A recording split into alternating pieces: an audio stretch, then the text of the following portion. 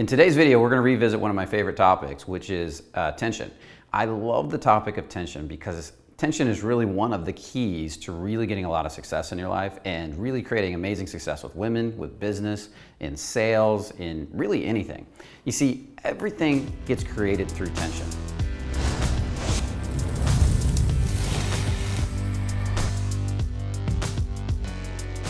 Everything gets created through tension. You see, you'll begin to realize when you take a deeper look at this, that tension always seeks resolution. If I stretch a rubber band and I hold it stretched out, it's eventually either gonna break or it's gonna stretch out. The tension that had to eventually change on the rubber band, it was seeking resolution. And you'll begin to realize that if you're having trouble growing in life, changing, getting better with women, getting past your fear of rejection, building more confidence, creating more money, creating more success, that you might be avoiding the tension in the situation. And another word for this is that's synonymous with this could be stress. So if you're avoiding stress, you're avoiding tension, and you're trying to calm it down all the time, that could be the very reason you're growing slow or not at all. You see, we would die without tension. Your human body, if you took all the tension off of it, i.e. gravity, you would eventually atrophy and die. For something to sprout and change into a new form, to go through the law of transmutation, there has to be some level of tension applied. If you take a seed and you plant it in the ground, and you leave it down there, put water, feed it and everything, it eventually breaks free from the shell and digs roots straight down through the dirt. That's tension. And then it eventually climbs upward and grows upward and eventually breaks through the surface and over time grows into a tree.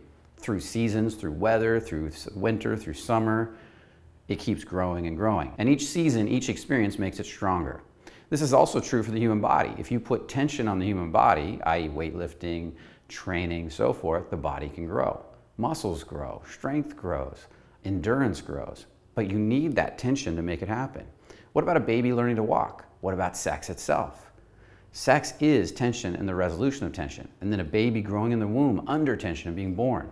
So I think I'm making my point here, is that without tension, we don't grow to the next level. I'm sure there was a little bit of tension applied to you during school, especially if you went and got a college degree. How much tension were you under during that process?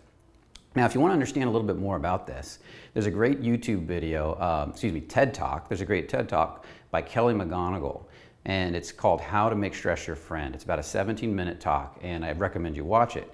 In that, she shows that the difference between people that were successful and people that were failures was their belief that tension was either good for them or bad for them.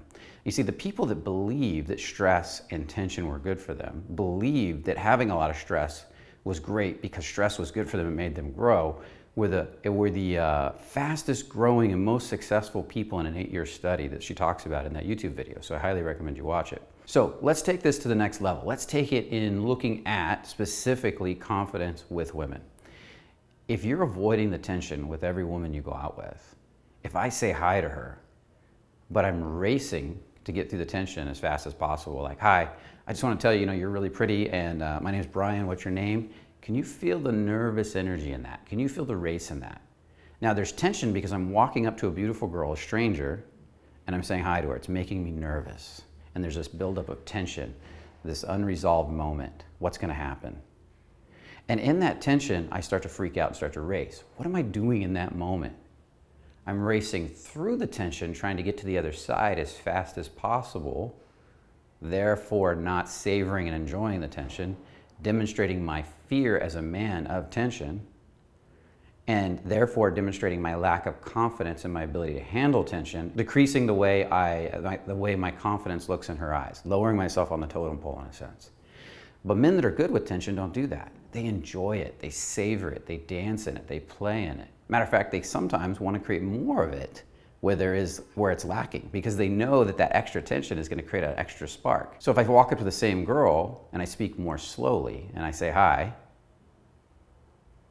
I just had to come over here and meet you. There's something about you, and I really want to get to know you, and I enjoy and savor the tension, take my time with it. It starts to demonstrate my confidence with being in conflict and being in this point where tension needs to seek resolution, but being able to savor it and enjoy it, which is a demonstration of my ability as a man to handle difficult situations. You see, if you go back, let's say you go back to a primitive time when men were in tribes, what was the demonstration of confidence, of masculinity in a man? What was his ability to handle tension in a calm, clear, present way? You see, if men were scared of tension and they rushed through it all the time, well, they're probably going to get killed, or they're going to starve, or something's going to happen because they're going to be afraid to go out and take the risks they need to take to protect the woman and the baby, to protect the tribe. So they might run into a battle with their head down, racing, get themselves killed. They might constantly hesitate and not bring back food, or bring back the lowest quality of food. And therefore, he's kind of a lower choice genetically for the feminine to raise children with, to be in family with. And on the other end of the spectrum, you have a guy who runs right into tension, but he's not conscious. He's just pushing all the time.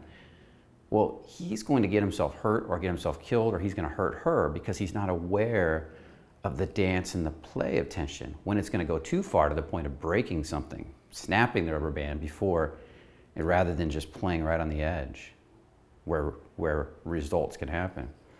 But that guy that can walk right into that tension, he can go out and feel this is a little too much, this is too far, step back, move forward. He's the one that's going to get the most results. He's going to be the one that appears the most confident in her eyes. He's going to be the one that to women and other people in the tribe and other warriors and other people that are part of the village is going to appear to be the one that's going to be best for leadership, best for moving up and getting stuff done, making things happen, because he's going to make the wisest decisions, because his consciousness is going to be present in the middle of the most difficult situations without racing and without shutting off.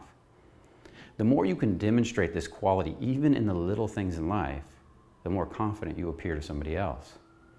If I walk into a situation with a bunch of beautiful women, and I'm calm and enjoying their beauty, and I'm open and relaxed, and I can look them right in the eyes, and I can say hi, and I can literally connect and just feel them and enjoy the tension between me and them, well, that says a lot more than me kind of shrinking and cowering and being nervous and being like, oh my God, she's pretty. Oh my God, oh, she makes me nervous.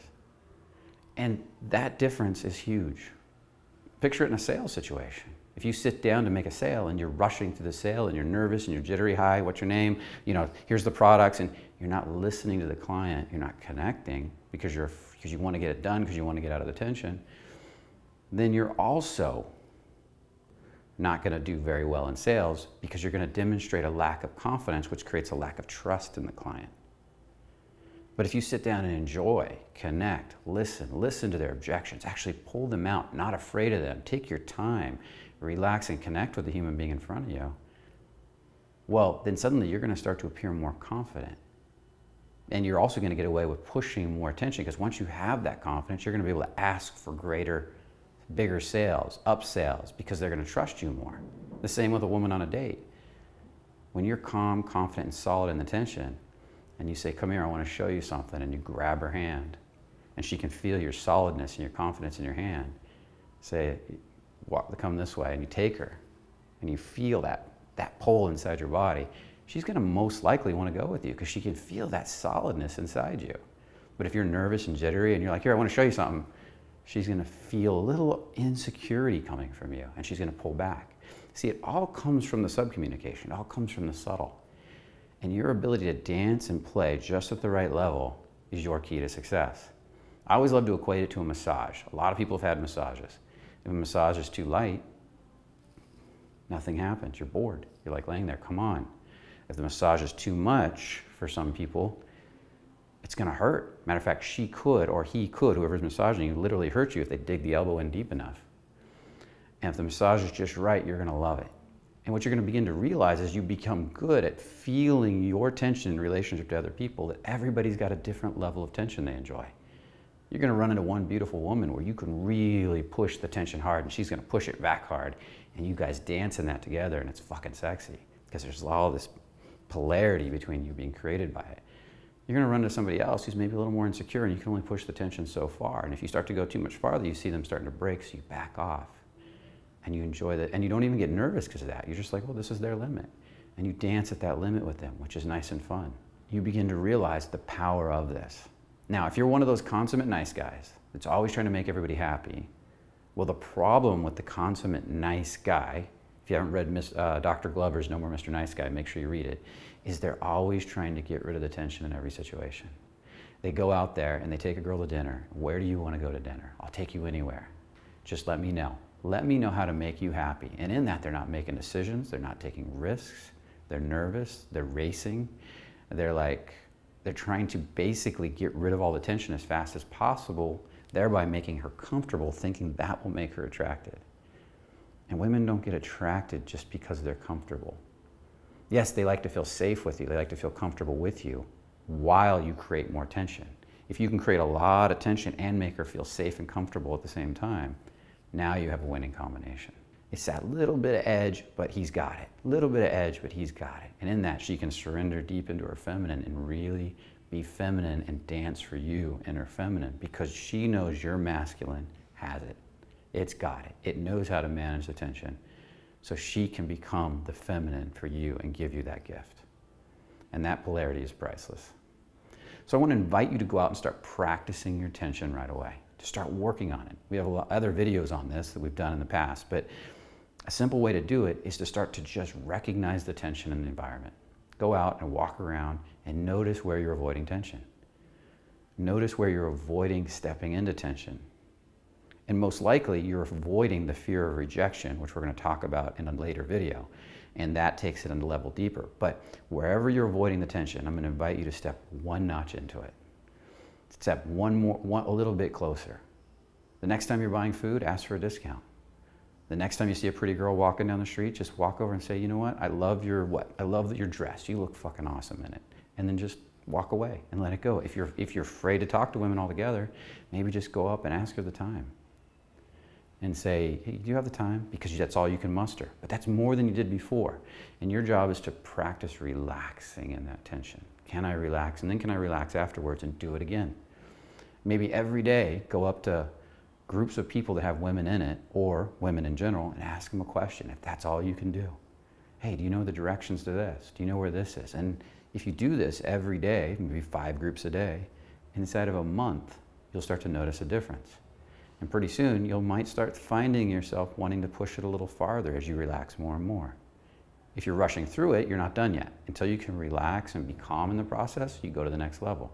That's what you do. That's what you work on, until you can go to the next level. And then when you go to the next level, pretty soon, if you keep doing that, you're going to start asking more bold questions. You're going to start increasing tension. You might walk up to a woman and say, I just had to come over and tell you that you have the most beautiful eyes. I love the color. What's your name? Enjoying every bit of the tension. That might take a month, that might take 2 months, that might take 3 months, depending on your fear. But if you do this every day, a little bit at a time, you're going to notice that confidence building. And if you really want to add to this and really understand it at a deeper level, make sure you watch the next video that we're going to do on rejection, so you can really understand how tension works with rejection. And I'm going to add one more piece. When you do this, make sure you journal. After you do 5 approaches, journal. Journal what you learn. Journal what you're realizing. Journal what you're getting out of it. Don't journal what went wrong. Journal what you're learning. And just put it down every day with the date, and then do it again. Stay consistent. And notice what happens in a month, 2 months, 3 months. Give yourself time to improve a little bit at a time. Learning to relax, bring a little bit more tension. Relax, bring a little bit more tension. Don't try to do it all at once. Because if you're not enjoying the process, if you can't get to where you're enjoying that little bit of tension, and you have forced the next bit, you're going to find that it's going to start to backfire on you, because you're pushing too much too fast. So get out there, make the tension happen, have fun with it, get good at it, because in a short period of time, when you start to really get it, just like lifting weights, lifting those heavy weights a little bit more, then a little bit more, then a little bit more, you're within a month, within 6 months, within a year, depending on where your starting point is, you're going to notice you're going to be building real muscle. And your whole life is going to change. So with that said, I want to hear what your experience is with this. Make sure you comment below. Put comments in the comments section. I want to hear your experience. And make sure you subscribe. We're really working hard to bring the videos you guys want. So I also want to hear about the videos that you want. So subscribe so you can see those videos once you ask, because we are here to support you guys and to help take your learning in this area to the next level. And with that said, what would you do if you are not afraid. I'll see you in the next video. It's about first stage, second stage, and third stage men. I've referred to it before in some of the other videos. And for this talk, bad boys and assholes are both going to fall into the first stage category. And the first stage category is that guy who is like, apparently, so I'll let you say it in your words. Well, this guy just came over to me today while I was having lunch, and he passed by, he was waving and smiling. I was very polite, I smiled back at him. But he was very doubting, and I can see like a very afraid.